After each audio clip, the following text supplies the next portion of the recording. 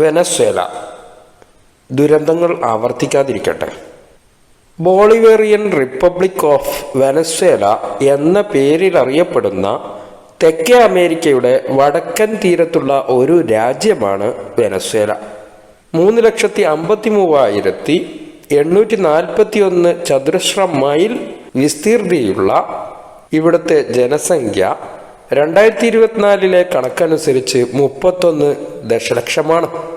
വൻകരയുടെ ഭാഗവും കരീബിയൻ കടലിലെ ഏതാനും ദ്വീപുകളും ചേർന്നതാണ് ഈ രാജ്യം.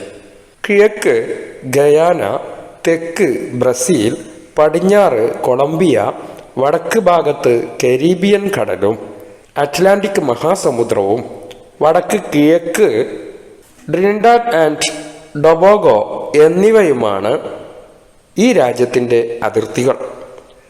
തലസ്ഥാനവും ഏറ്റവും വലിയ നഗരവും കാരക്കാസ് ആണ്.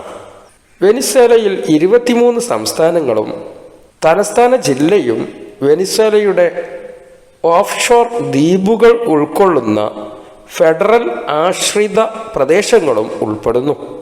ലാറ്റിൻ അമേരിക്കയിലെ ഏറ്റവും നഗരവൽക്കരിക്കപ്പെട്ട രാജ്യങ്ങളിൽ ഒന്നാണ് വെനസ്വേല. ഉത്തരാർദ്ധഗോളത്തിലെ ഉഷ്ണമേഖലയിൽ ഉൾപ്പെടുന്ന ഈ രാജ്യം ഭൂമധ്യരേഖയോട് വളരെ അടുത്താണ് സ്ഥിതി ചെയ്യുന്നത്. ഒരു കാലത്ത് സ്പാനിഷ് കോളനിയായിരുന്ന വെനസ്വേല 1821 സ്വാതന്ത്ര്യം നേടിയത്. തുടർന്ന് തദ്ദേശീയ ജനതയുടെ ചെറുത്തുനിൽപ്പിനിടെ 1522 വെനസ്വേല സ്ഥിതി ചെയ്യുന്ന പ്രദേശം സ്പെയിൻ കോളനിവൽക്കരിക്കുകയും 1811 സ്വാതന്ത്ര്യം നേടുകയും ആദ്യത്തെ ഫെഡറൽ റിപ്പബ്ലിക് ഓഫ് കൊളംബിയയുടെ ഭാഗമായ ആദ്യത്തെ സ്പാനിഷ് അമേരിക്കൻ രാജ്യങ്ങളിൽ ഒന്നായി മാറുകയും 1830 പൂർണ്ണ പരമാധികാര രാജ്യമായി മാറുകയും ചെയ്തു. 1980 മുതലുണ്ടായ സാമ്പത്തിക പ്രതിസന്ധികൾ വലിയ രാഷ്ട്രീയ അസ്ഥിരതയ്ക്കും വ്യാപകമായ സാമൂഹിക അസ്വസ്ഥതകൾക്കും കാരണമായി. 1989 കാരക്കാസോ കലാപവും 1992 അട്ടിമറി ശ്രമങ്ങളും 1993 പൊതു ഫണ്ട് ദുരുപയോഗം ചെയ്തതിന് പ്രസിഡന്റിനെ ഇംപീച്ച് ചെയ്തതുമെല്ലാം ഇതിൽപ്പെടുന്നു.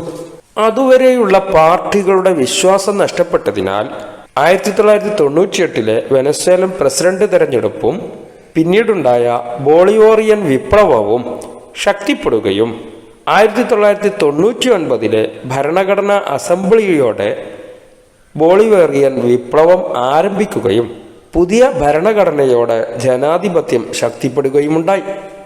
എന്നാലും ഈ ഭരണത്തിൻ്റെ ആദ്യകാലങ്ങളിൽ എണ്ണവില കൂട്ടിയും സാമൂഹിക ചെലവുകൾ വർദ്ധിപ്പിച്ചും സാമ്പത്തിക അസമത്വവും ദാരിദ്ര്യവും കുറച്ചതിലൂടെയും സർക്കാരിന് ജനകീയ സാമൂഹിക ക്ഷേമ നയങ്ങൾ ശക്തിപ്പെടുത്താനായെങ്കിലും 2010 ദാരിദ്ര്യം വീണ്ടും കൂടിത്തുടങ്ങി. തുടർന്നിന്നുവരെ എല്ലാ പ്രസിഡന്റ് തിരഞ്ഞെടുപ്പുകളിലും വ്യാപകമായ പ്രതിഷേധവും അന്താരാഷ്ട്ര അപലപനത്തിനും ഇടയാക്കിയിട്ടുണ്ട്. അവസാനമായി 2026 പ്രസിഡന്റ് നിക്കോളാസ് മഡുറോയെ അമേരിക്ക പിടികൂടുകയും നല്ല ഭരണകൂടം നിലവിൽ വരുന്നതുവരെ US നേരിട്ട് രാജ്യം ഭരിക്കുമെന്നും പ്രഖ്യാപിച്ചു. ഇത്രയും വിവരിച്ചത് ഈ രാജ്യത്തിൻ്റെ പൊതുവായ വിവരണമാണ്. എങ്കിൽ ഇനി നമുക്ക് ആകസ്മികമായി വെനസ്വേലക്കേറ്റ മഹാഭൂചലനത്തിൻ്റെ നടുങ്ങുന്ന രംഗങ്ങളെ ഒറ്റ നോട്ടത്തിൽ പരിശോധിക്കാം. ആദ്യമായി മരണപ്പെട്ടവരുടെയും പരിക്കേറ്റവരുടെയും കാണാതായവരുടെയും കാര്യത്തിൽ ദുഃഖം രേഖപ്പെടുത്തുന്നു.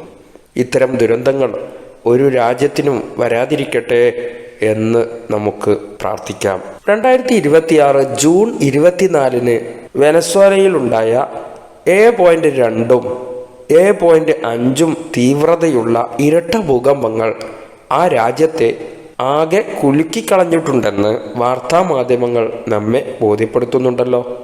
ഈ നൂറ്റാണ്ടിലെ ഏറ്റവും ശക്തമായ ഭൂകമ്പമെന്നാണ് ഇതിനെ വിലയിരുത്തപ്പെടുന്നത്. ശരിക്കും പറഞ്ഞാൽ ഇത് വെനസ്വേലയിലുണ്ടായ ആദ്യത്തെ ഭൂകമ്പവുമല്ലതാനും. ഇതിനു സമാനമായ ഭൂകമ്പങ്ങൾ ഇവിടെ ഉണ്ടായിട്ടുണ്ട്. 1900-ലുണ്ടായ 7.7 തീവ്രതയുള്ള ഭൂകമ്പമാണ് ഇതിനു മുമ്പുണ്ടായതിൽ ഏറ്റവും ശക്തിയേറിയത്. 1997 മറ്റൊരു ഭൂകമ്പത്തിൽ 73 പേരും 1967 ഭൂകമ്പത്തിൽ 236 പേരും മരിച്ചിരുന്നു. ഈ പ്രതിഭാസത്തെ നേരിടാനോ കെട്ടിടത്തിനുള്ളിൽ കുടുങ്ങിയവരെ രക്ഷിക്കാനോ അമേരിക്കൻ സംവിധാനങ്ങൾ വരെ അപര്യാപ്തമാണെന്ന് മാത്രമല്ല, ഏതെങ്കിലും രാജ്യം ഞങ്ങളെ രക്ഷിക്കാനുണ്ടോ എന്ന വിലാപമാണ് അവിടെ നിന്ന് കേൾക്കുന്നത്. രാജ്യത്തിൻ്റെ ദാരിദ്ര്യവും ഭരണ അസ്ഥിരതയും ആരോഗ്യ മേഖലയിലെ അപര്യാപ്തതയും പരിക്കേറ്റവരെ ചികിത്സിക്കാൻ ആശുപത്രികളുടെ അഭാവവും കാരണം ലോക രാജ്യങ്ങളോട് സഹായത്തിനായി കേഴുകയാണ് വെനസ്വേല. ഈ സമയത്ത് നമ്മുടെ ഇന്ത്യ അടക്കം സഹായം പ്രഖ്യാപിച്ചത് വാർത്താ മാധ്യമങ്ങളിലൂടെ നിങ്ങൾ ശ്രദ്ധിച്ചിട്ടുണ്ടാകും.